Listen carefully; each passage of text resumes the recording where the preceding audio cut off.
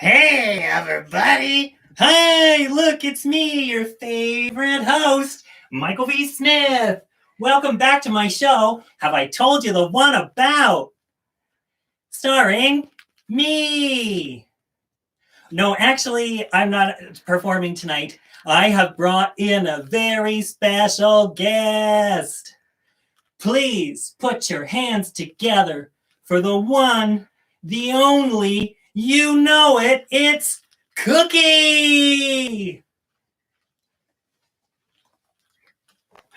Hey, hi! Oh my God, it's me! Okay, that's enough, Michael. See you later. It's me, Cookie! And I am here with my 1 month anniversary to say, bitches, I made you a show. We're gonna have some fun. You ready to have some fun? I want to hear you say hi. Hi. So great. Okay, beautiful. Well, here. Whoops. This is Have I Told You the One About the Show? Have I told you the one about the show? No. Well, you're going to have things to tell people about when this show's over. So, here, wait. We're sorry for the delay, but when you put a show together in less than 24 hours, time sort of creeps up on you. And dinner was delicious and I ate it slowly. I had homemade French fries and homemade pizzas. I didn't even have to make them. Usually I make the pizza because girls like me, we can make simple things. So to start off the show, I'm going to do, we have a whole, do you want to know what's going to happen? No, I don't think so. Oh yeah, no, I forgot. I have all kinds of infrastructure. I spent the goddamn day building infrastructure so I could entertain you bitches. So I could put on a little bit of flair. Oh, thank you. It's so nice to have an audience of one, a live audience of one. Girls. Oh, okay, wait. Now, before I start, you all have homework to do. None of you GD mother lickers sent me questions. My last performance tonight is questions for Cookie. So if there's anything you don't know about me by now, after a month of storytelling, this is your chance to ask. At the end of the night, I'm going to scroll through and find questions. You could even text them to me. Is my phone turned off? You could even text them to me if you want, or send them in Messenger. You could tweet them. I have so many ways for social media to keep me connected to you, and this is one of them. Thank you, YouTube. Okay, so here, first up of the night. Are you ready for this? Jokes.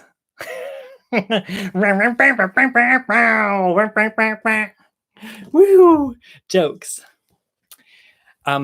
Take that, Jimmy Kimmel. Your kids don't behave. I got a really good helper. So, okay, I'm going to tell you some jokes that I made up myself. I'm going to start with those, and then I'm going to tell you my two old favorites. I play this game with friends whenever I go camping. It's called Making Up Jokes While Camping. And you sit around the campfire and you make up jokes together. And these are the jokes that I've made up at Sugar Lake, which is a secret lake, 2 years in a row. I don't know if I'm going to be able to go this year. We'll see. But this is Making Up Jokes While Camping. I live in the Okanagan, and you've probably heard about the BC wildfires. Well, they're mine. Those wildfires are here. I take a fart somewhere out in the wild, and it lands, and poof, there goes a blaze. Okanagan wildfires are famous. So when you're making up jokes while camping, you make up jokes about Okanagan wildfires, which is, how does the Okanagan wildfire know that you're talking shit about it? Its ears are burning. I know, it's a terrible joke. It's a terrible joke. This is the kind of joke that lets you know what your boyfriend's like. Did he laugh at that joke or didn't he? Are you in line? Are you complimentary or are you contrasting? Which is probably complimentary too. Okay, there. The other joke is from camping, making up jokes while camping, a game I invented myself, trademark. The other joke is, what do you call sex between two French lumberjacks and a spruce? A threesome. Now, those are the jokes that I made up. This is my absolute favorite joke. Well, I have two favorite jokes. They're tied. Anyways, this one, who told me this joke? Usually I know the lineage of my jokes. Who told me this joke? Oh, that's funny. I've lost it. Anyways, this is a joke I've been telling since, oh God, it must be 20 years at least. A chicken walks into a bookstore and walks up to the bookstore clerk and says, "Book." So the bookstore clerk sells the chicken a book, and the chicken tucks it under his wing and he leaves. And the second day, the chicken walks into the same bookstore and walks up to the bookstore clerk and says, "Book, book." And the bookstore clerk sells the chicken 2 books, and the chicken tucks them under his wing and he leaves. And the third day, the chicken walks into the bookstore and walks up to the bookstore clerk and says, "Book, book, book." And the bookstore clerk looks at the chicken and sells the chicken 3 books, and the chicken tucks the books under his wing and he leaves. And the bookstore clerk, oh, the chicken's leaving. I was like, "Where are you going?" He's leaving.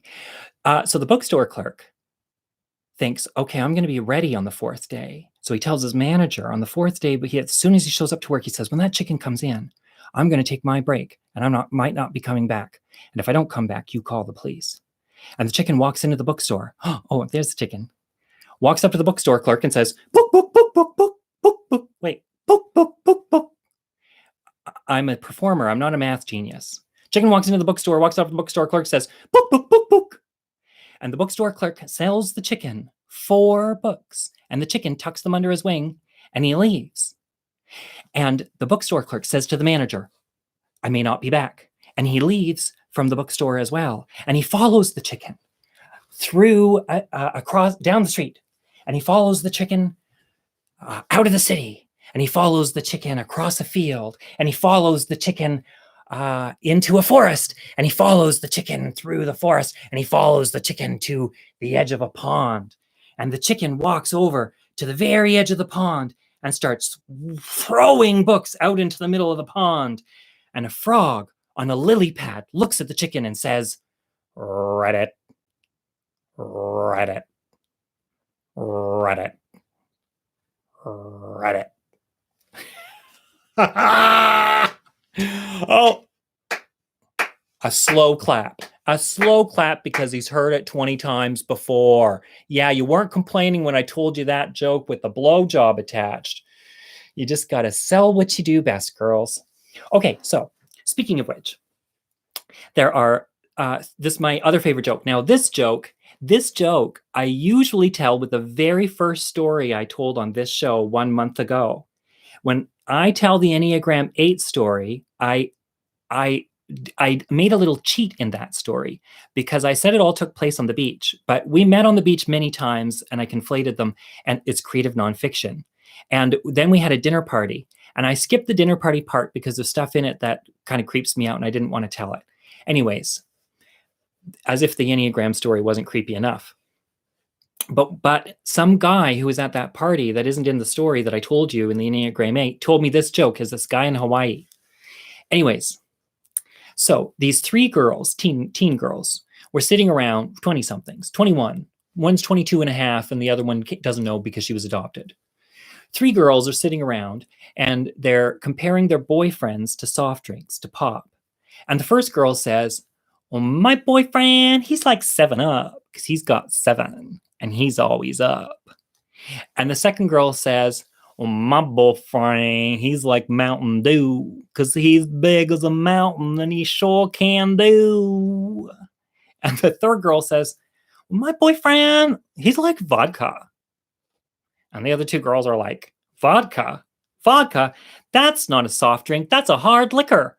And she says, "Mm-hmm."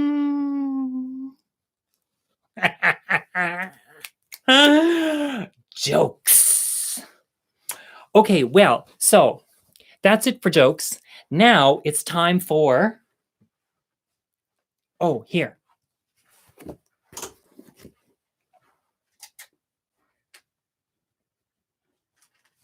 It's the circus.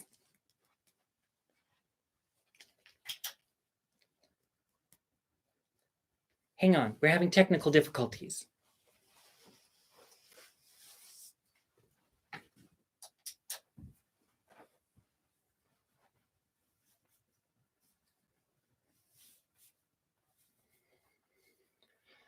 Okay, ladies and gentlemen, are you ready?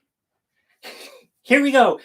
I'm going to perform a circus number for you. I'm going to walk a tightrope before your very eyes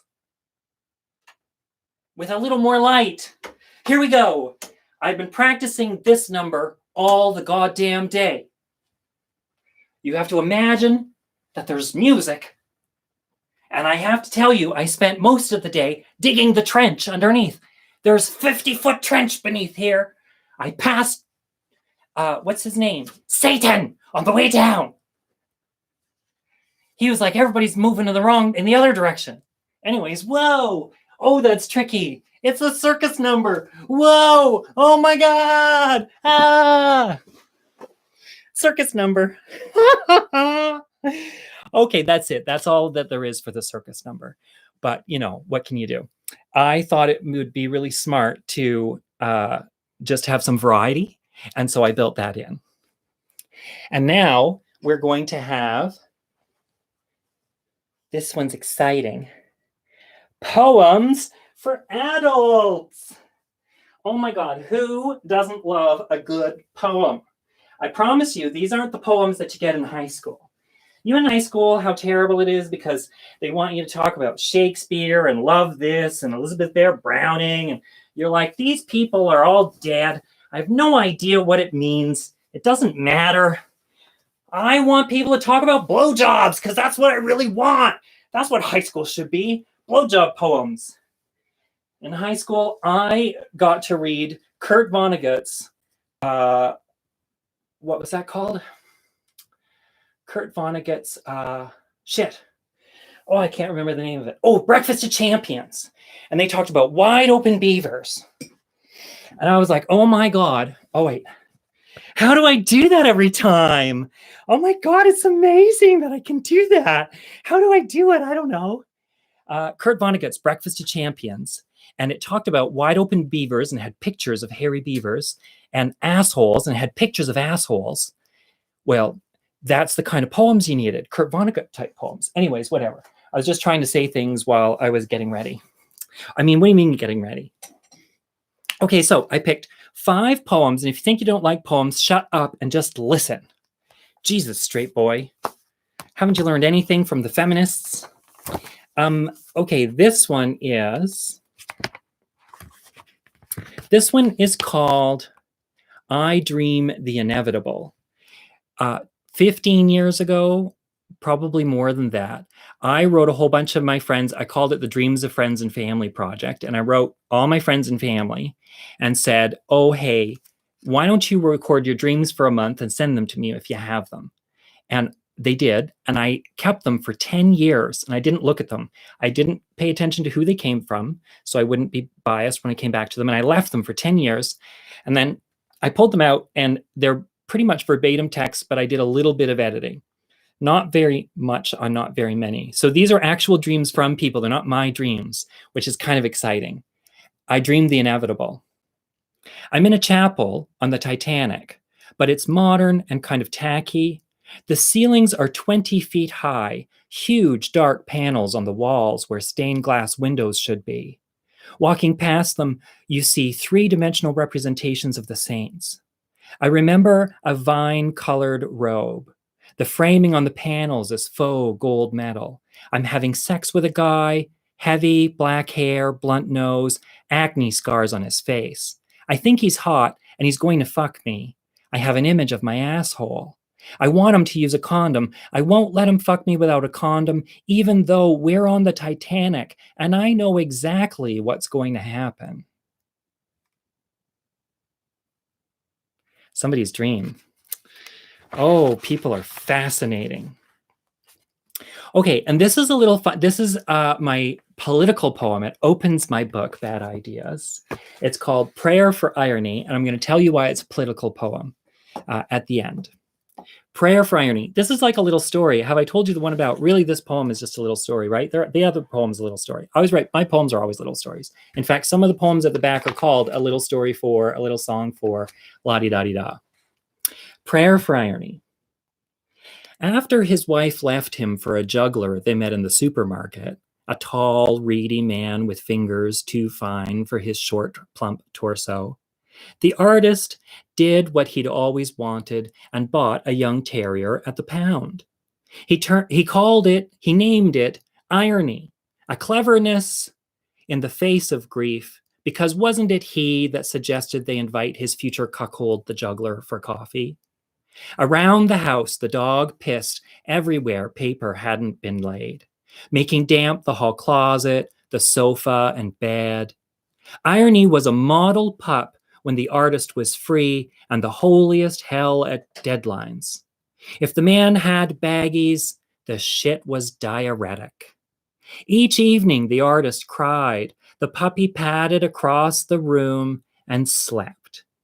When, after weeks of being single, the artist said yes to an invitation to picnic in the park with that intern who held the elevator door on occasion just for him, of course he brought Irony, who vomited grass on the girl's light blue Mary Janes.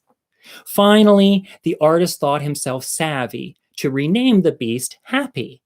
All day, the terrier bawled for the moon in his small, convincing yowl, until the sun rose on the seventh day and the man tried again with Lucky.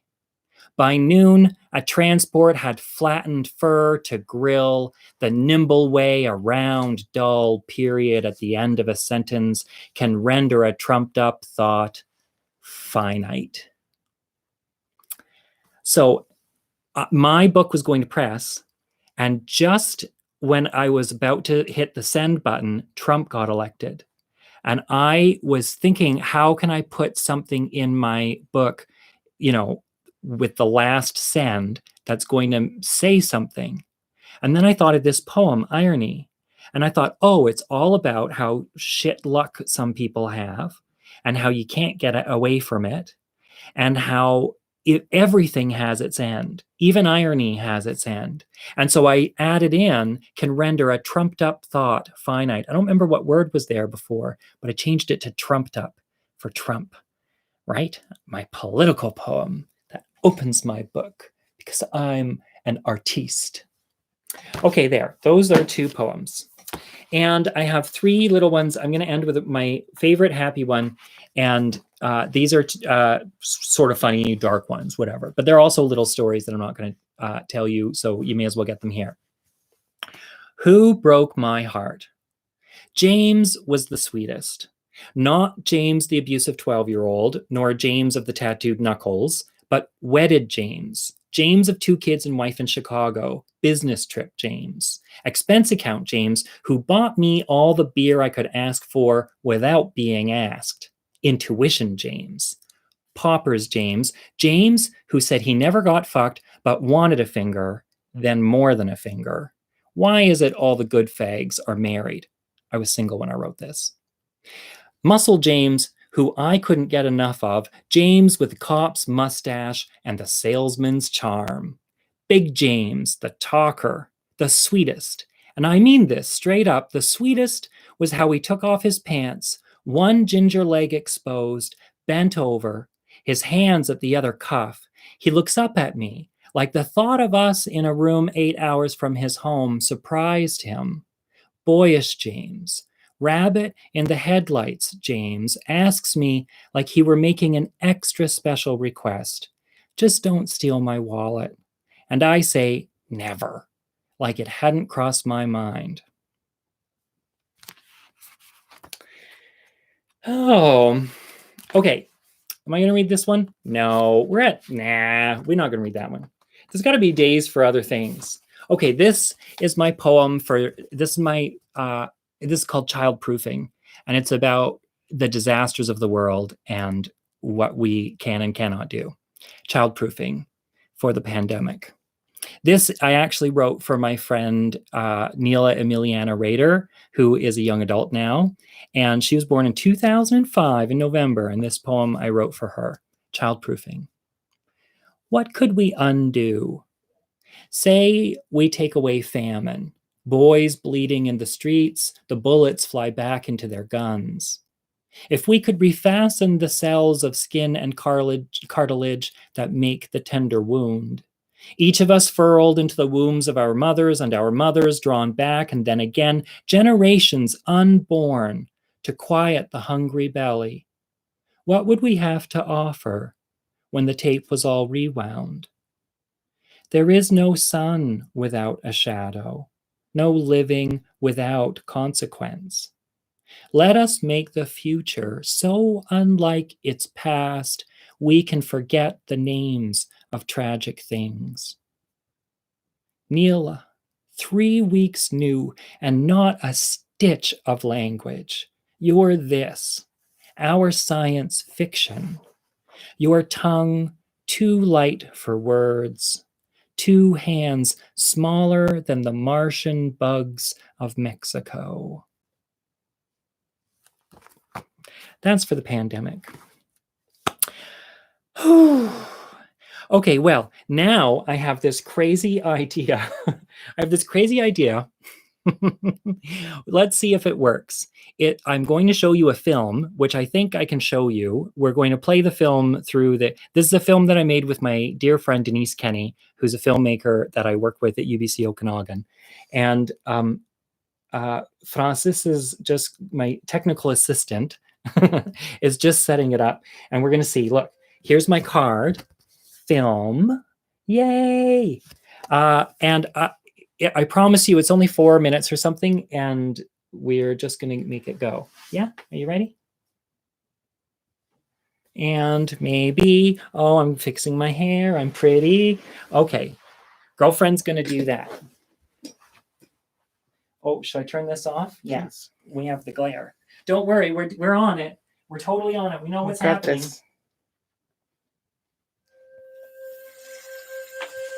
Here we are on the banks of Okanagan Lake. But what's that on the beach? A box. This happens to be the box of a common fag. Let's watch.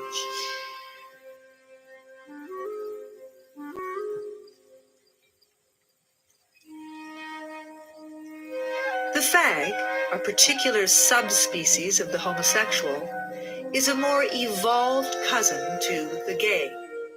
Like the gay, for millennia, many common fags born in rural areas have migrated to cities, usually following puberty.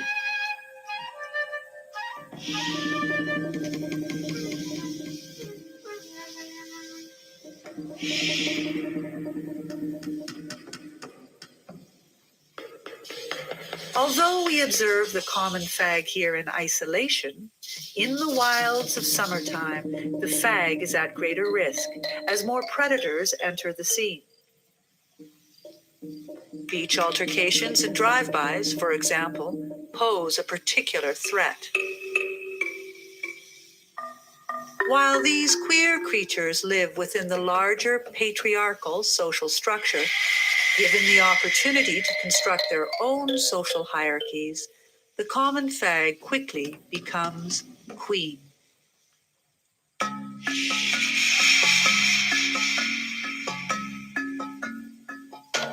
The patterns or bright colors of the fag serve as a mating beacon to attract others like him in a crowd. Some are identified by a gesture. You can see him here preening, despite a lack of audience.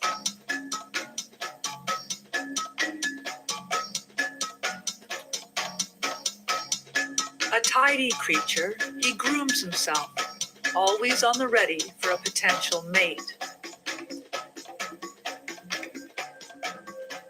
Now we know, as adaptable as he is, the common fag prefers to live without the box.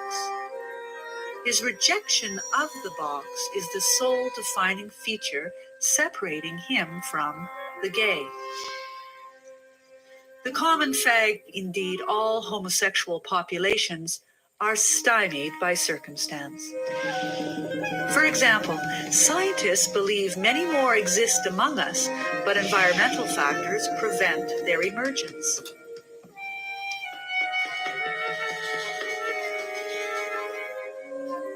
Historically, many fags have committed suicide, often during puberty. Many more expired in a devastating plague at the end of the last century.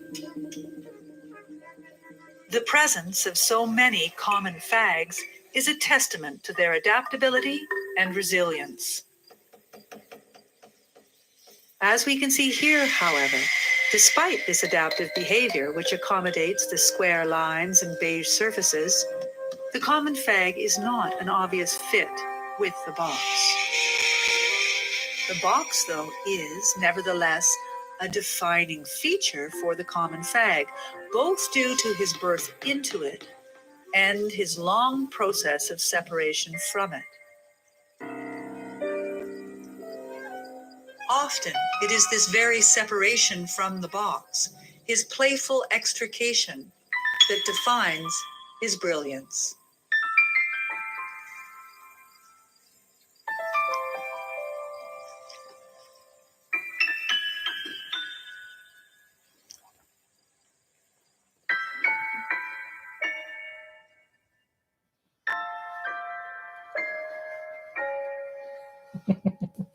Oh, look, there he is, just for a brief moment.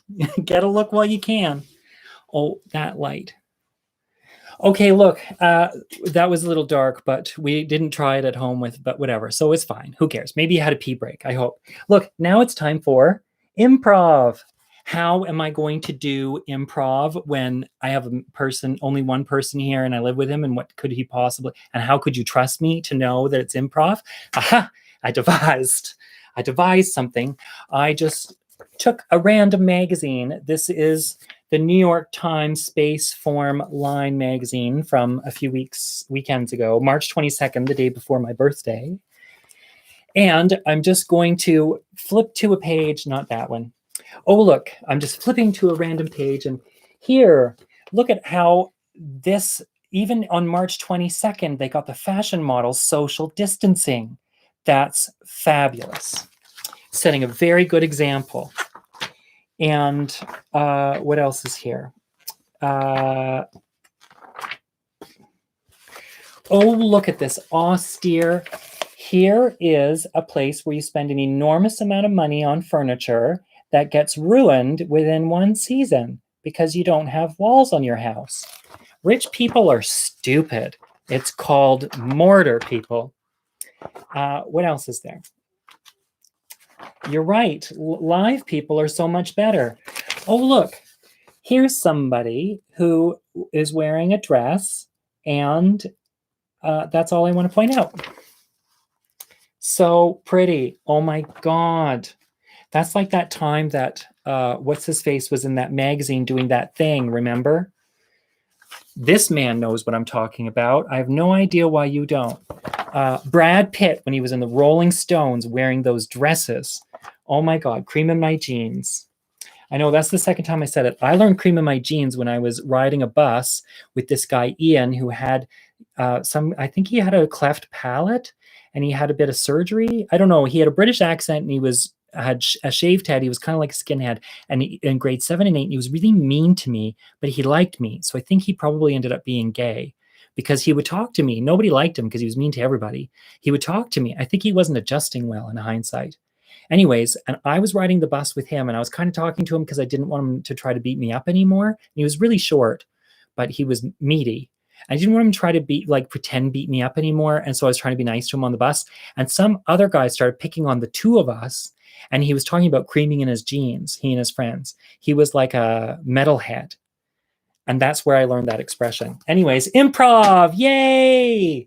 Who needs more than that? You know, whatever.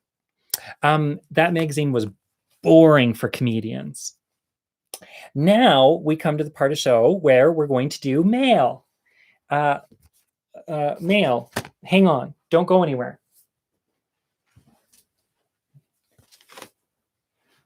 Oh, yeah, look. Always so handy. Okay. Oh, look, it's me. I'm back again. Oh, you can see my tag. Yay, that's punk rock. Oh, there's nothing like handy helper to give you things to. Oh my God, I'm so adorable. I can't help myself. I don't know. I just look sweet. Okay, so mail. Hey, I promised you yesterday, I told you that I was going to get I got some really, really great letters, and I'm going to read them. This one is from my friend Rob. Yesterday, I said, oh, yeah, you know how embarrassing, humiliating things happen. And, like when you shit yourself and you tell somebody and then everybody's got a story about shitting themselves. Well, I said, send me your stories. And Rob did. Rob says, about 25 years ago, my friend Kevin invited me to Provincetown for a few days. It was summertime and he had rented a nice place on the main drag. Having arrived there a few days before me, he had already established a cadre of funsy people, he says. Needless to say, it was 5 days of drunken debauchery that goes down as some of the best ever. It culminated in a rambunctious and sleepless final night with a hot guy from New York who I picked up at one of the clubs. My plan for the next day was catch the bus to Boston. I think it left around 10 a.m. So I dragged myself out of bed, totally hungover, managed to pack my bag, and there is a rather long walk to the bus depot. Kevin, also hungover, decides to walk me to the bus, and on the way, we stop at Starbucks to grab a decaf coffee. One sip of that decaf was all I needed. It was urgent right away, and we're still a ways from the bus depot. Why didn't you go in the Starbucks is what everybody at home is screaming in their heads. And Kevin, walking slow as molasses in January, seems to care little about my predicament. So I start to run, except I really can't hold it and run and carry my suitcase and the closer I get to the bus depot, the worse it gets until I've totally lost control of my bowels inside my pants. Possibly worse is when I get to the bus depot, the bathroom is tiny and really busy. Finally, I get a stall and go inside to examine things. There is no saving my underwear, and so I ditch that in the garbage and try to clean myself with all of these guys coming in and out of the bathroom the whole time. As we say goodbye, Kevin gives me a withering smile and I board the bus. It's not the end. It's important to note that I still really need to take a shit, the morning accident being just a prelude. So I get to the hostel in bad need of a toilet, and wouldn't you know I'm there 1 hour before check-in time. After a little begging, I get the guy to let me in early. It's my own room, and I can't wait to strip off and sit on the can. So I get undressed and onto the toilet.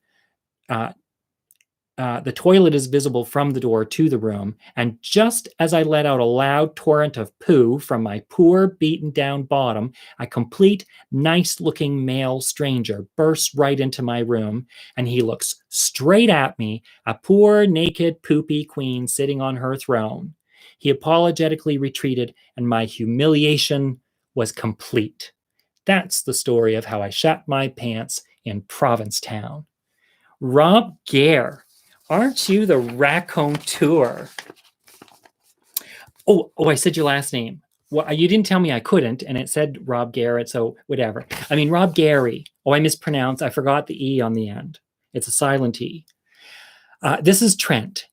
Trent of the same prankster who pulled the April Fool's Day joke on me about the mother-in-law of Elton John. That Trent.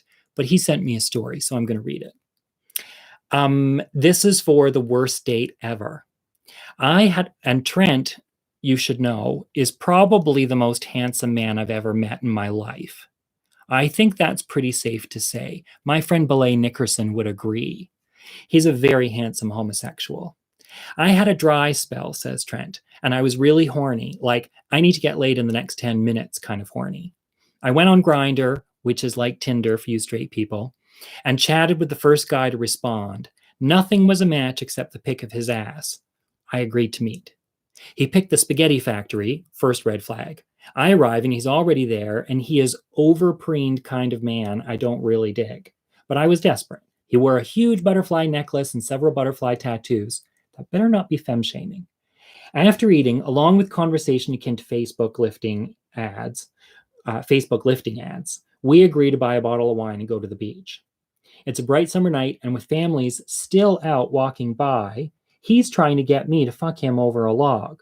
I'm not having it. And for some reason, I can't remember why, I agreed to go back to his place rather than mine. He lived in Burnaby, and neither of us owned a car, so we took the bus. After getting off the bus, it's still a 15-minute walk to his house. We walk in the backyard, and there's a pool with a huge butterfly he painted on the bottom, he proudly points out. This guy's really into butterflies. He doesn't live in the main house. He lives in the basement off the pool deck with a roommate and several cats. We walk in, and it's full-on hoarders. Overwhelming smell of cat piss, shit piled everywhere. He takes me to his bedroom, which is tiny and has a narrow path to the bed, which is also piled with clothes and shit. He starts aggressively pulling my pants off, sticking his ass in my face, and loudly demanding I fuck him. I am overwhelmed with aversion, make shitty, obtuse excuses, and run out onto a suburban Burnaby street, too late to catch a bus and walk the 2 hours home to Vancouver. That is a very sad day for very pretty Trent. Thank you for sending me that. Okay, this is a really interesting letter. This is from my friend Paul, who I used to do clubby things with. And one time we did a little show and we wore matching dresses. Anyways, she says, Cookie darling, it's your distant cousin, Lady Dichotomy, writing to you. That's her drag name, Lady Dichotomy. And she was a really great DJ. I was inspired by your story last night to pull out this couture dress and take a selfie with you. You rock, bringing us all together to share in the moment whenever we can. When I have a picture of that, where, oh, here it is. Look at this. Here's my friend Paul, Lady Dichotomy. Look at that fabulous creature. There's my selfie, her selfie with me. Oh, she's amazing. She says, I wanted to tell you about an isolation project I've just started on Instagram. So having survived 25 days of self-isolating, becoming temporary unemployed, and not wanting to go bonkers, I've created a little project. Yes, Paul. This virus is destructive, so let's counteract its global disruption with creation. The goal is for this virus to sashay away. It is a very temporary glitch in our existence, so why not create art that isn't precious and doesn't have a long life? With its this is a high concept. With its high turnover, our energies will be focused collectively on persistent creativity, amplifying positive energy globally. Feel free to join in. Each project is 4 days of creation, followed by the ongoing online exhibition. Further details are on Instagram. And look, I printed it really big so you could see it. It's there, ephemeral_arte, or something like that. I can't read with my contacts in. Ephemeral, because it's backwards. And then there's the other side. You can just pause it and come back to it later and see. Anyways, there it is. Our materials are simple. A mini chalkboard and chalkboard pens, whatever we are inspired to use. You can draw, write, tap dance, even just photo document it and submit. Thanks in advance for the mention. Hugs and mois, Lady Dichotomy. And he says, tonight's story inspired my jewelry with the phase sex positive inclusivity. Earrings are vibrating nipple clamps and bracelets are e-stim cock rings. Glad to see you got a hairless ring on your finger. That is in reference to my wedding ring from a show I did. And Paul is a genius that he remembers this, but it's my favorite joke I've ever made up improvisatorily. I was on the stage doing this show called Skank where these strippers used to go. Maybe I'll tell you that story. I should write that down. Anyways, and somebody asked, I did questions for Cookie, and somebody asked, hey, Cookie, would you ever want to get married? And I said, the only ring I want on my finger is a hairy one. And so that's why he says, glad to see you got a hairless ring on your finger, because I got married. That's sweet. Okay, so this one is, how are we doing? Oh my God, these are long. I'm getting there. They're getting better. You're going to love these. These last two, I stacked them in order. This is a letter from an anonymous. Well, hey, I've been watching your YouTube show during the quarantine, not quarantine. She spelled it quarantine because she's funny. And it's pretty damn good. I'm a bit late. I don't usually watch you live, but always follow up later. But I have a good worst date story for you, although it's pretty long. So it's up to you if you want to read it. I'm going to read it because it's so amazing.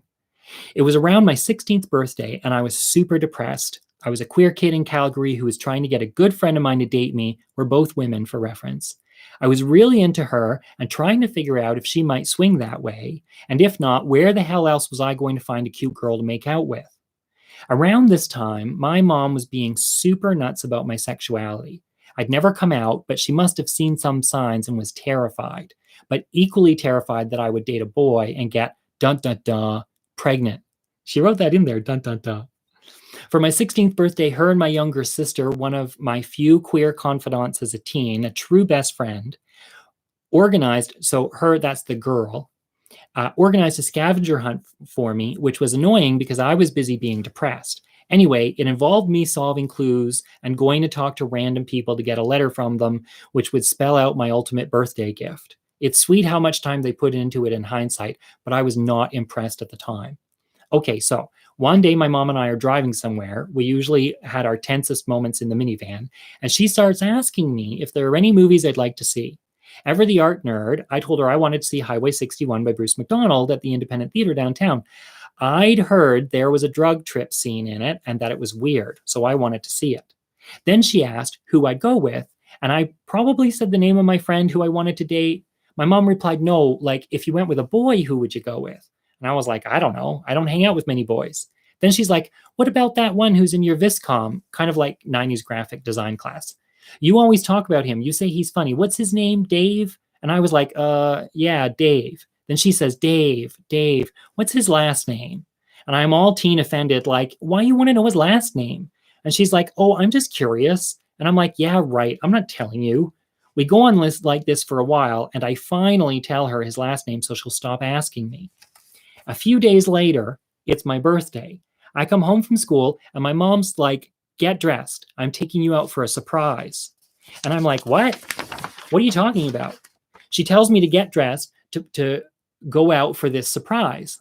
I'm arguing because I don't know where, so I don't know how to dress. That was so me. If I didn't know where I was going, I couldn't get dressed.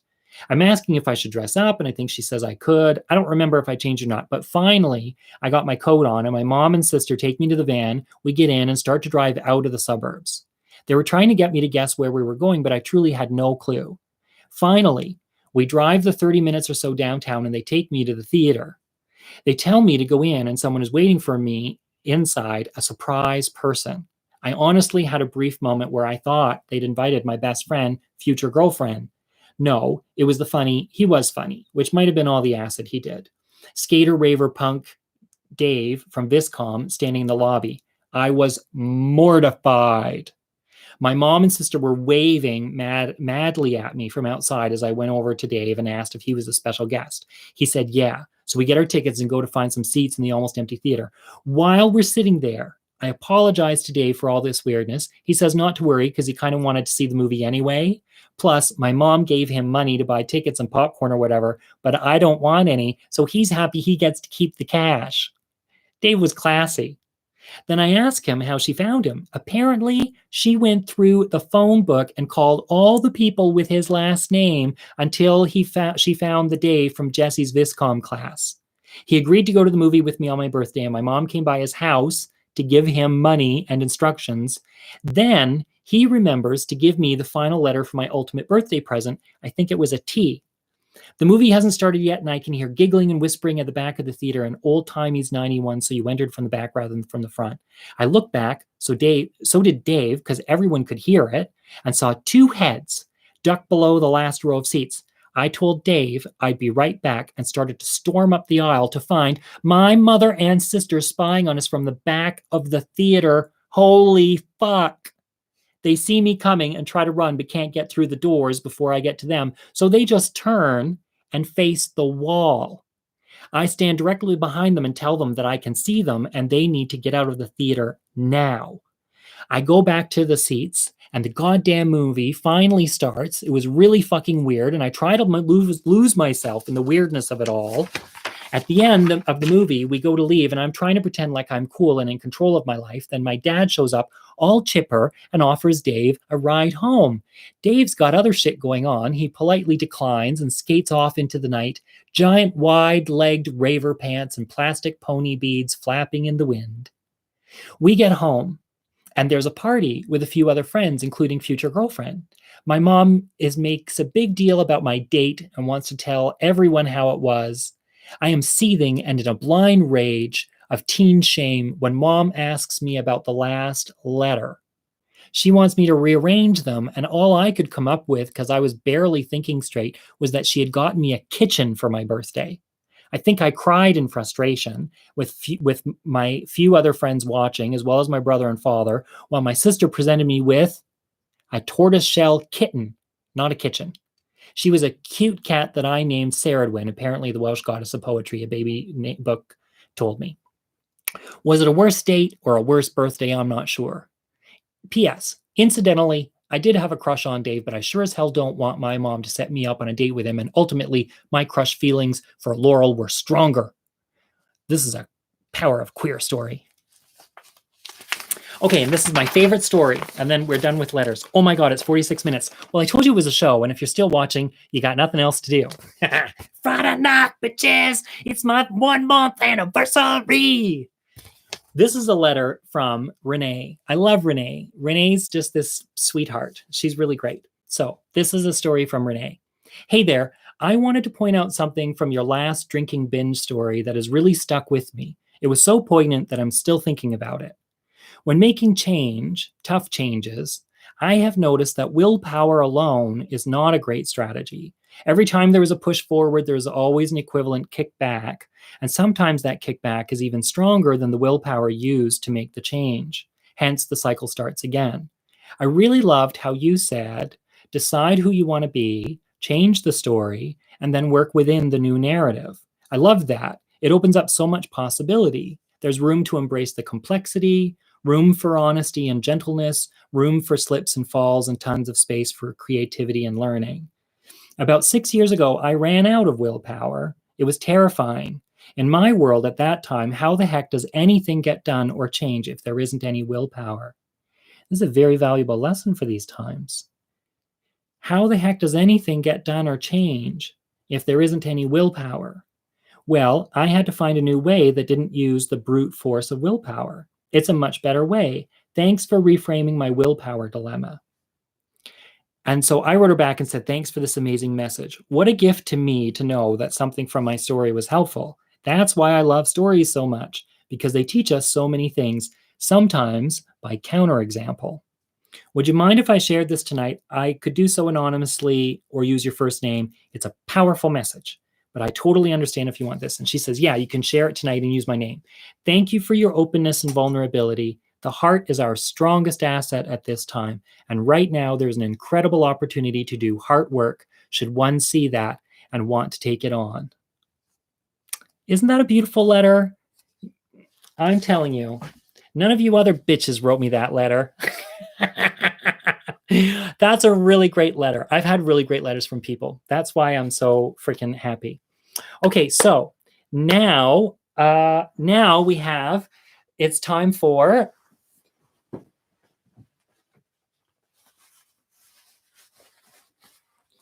questions for Cookie. This is just me. This is my chill out at home look.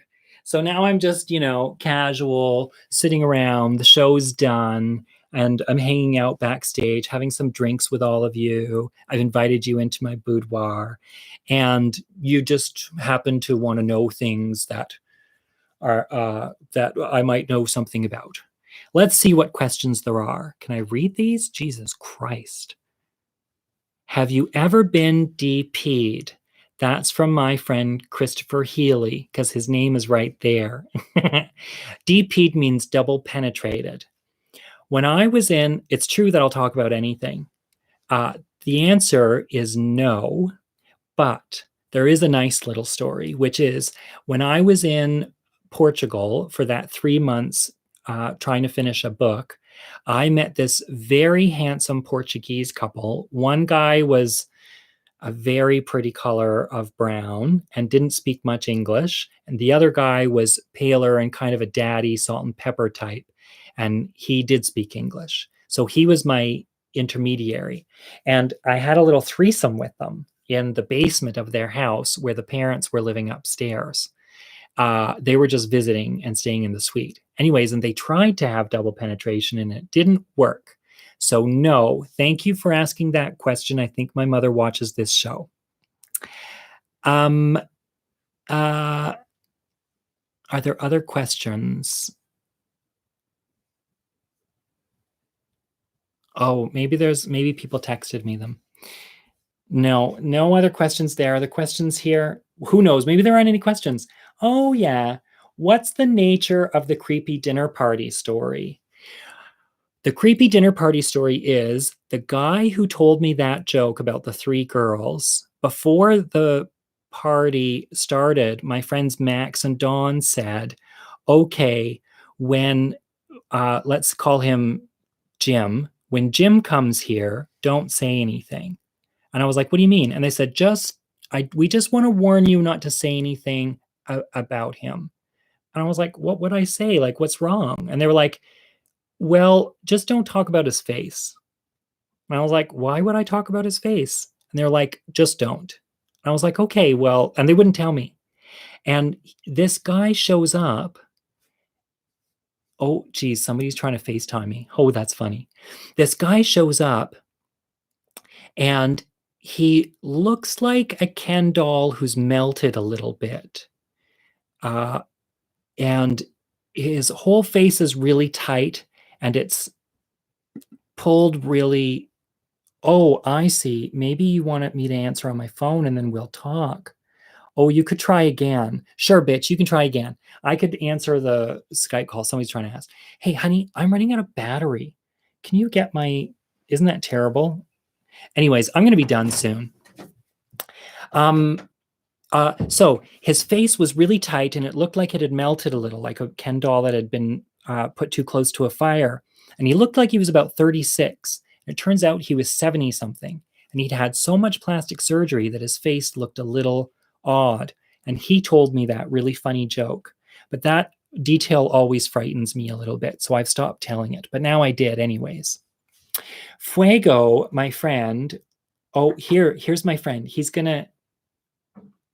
I got my friend who's going to pop up. Where is he? Did that work? Oh, here you are. Oh, hi, Cookie. You're doing a sudden drop in. I wasn't smart enough to figure it out the first. I'm your special surprise visitor for the show. Didn't your producers tell you? Nobody told me. Yeah, Introduce yourself. I didn't tell Francis anything.